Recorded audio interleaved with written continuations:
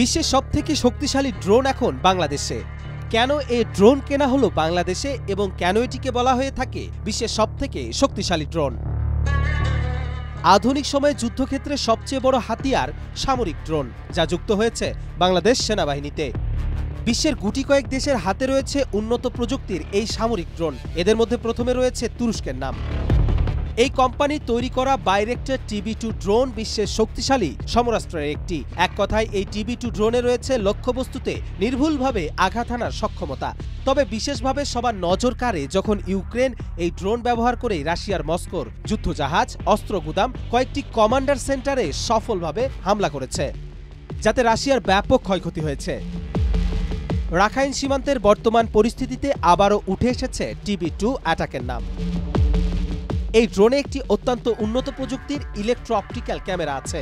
তার সাথে আছে ডাটা লিঙ্ক সিস্টেম এবং 2 থেকে 4টি পর্যন্ত বিস্ফোরক, যা প্রিসিশন গাইডেড, অর্থাৎ উড়ে গিয়ে নির্ভুল নিশানায় লক্ষ্যে আঘাত হানতে পারে। বাইরেক্টর TB2 ড্রোনে 4টি লেজার গাইডেড স্মার্ট রকেট সংযুক্ত করা যায়, যা লক্ষ্যবস্তুতে নির্ভুলভাবে আঘাত করতে পারে। ড্রোনটি ঘন্টায় 129 কিলোমিটার থেকে শুরু করে 222 কিলোমিটার গতিতে উঠতে পারে। বেজ স্টেশন থেকে 300 কিলোমিটার দূর পর্যন্ত ড্রোনটি চালানো যায়। এর ভেতর কমন কিছু সেন্সর রয়েছে, যার ফলে জিপিএস এর উপর পুরোপুরি নির্ভর না করে ন্যাভিগেশন করতে পারে। সর্বোচ্চ 700 কেজি ওজন নিয়ে ড্রোনটি উঠতে পারে। মোট জ্বালানি ধরে 300 লিটার। ড্রোনটি টেক অফ, ল্যান্ডিং সহ পুরোপুরি স্বয়ংক্রিয়ভাবে পরিচালিত হতে পারে। এর কম্পিউটারাইজড সিস্টেমে 3টি অটো পাইলট প্রোগ্রাম রয়েছে। বাইরেক্টর TB2 18,000 ফিট উচ্চতা থেকে কার্যক্রম চালাতে পারে, তবে আকাশে সর্বোচ্চ 25,000 ফিট পর্যন্ত উঠতে এবং সর্বোচ্চ 27 ঘন্টা 3 মিনিট ওড়ার রেকর্ড রয়েছে।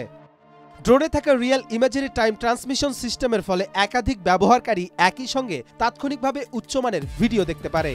ওয়েব ভিত্তিক অ্যাপ্লিকেশন হওয়ার কারণে ইন্টারনেট ব্যবহার করে ট্যাবলেট বা মোবাইলেও নজরদারি করা সম্ভব। কবির চৌধুরী জয়, মাই টিভি।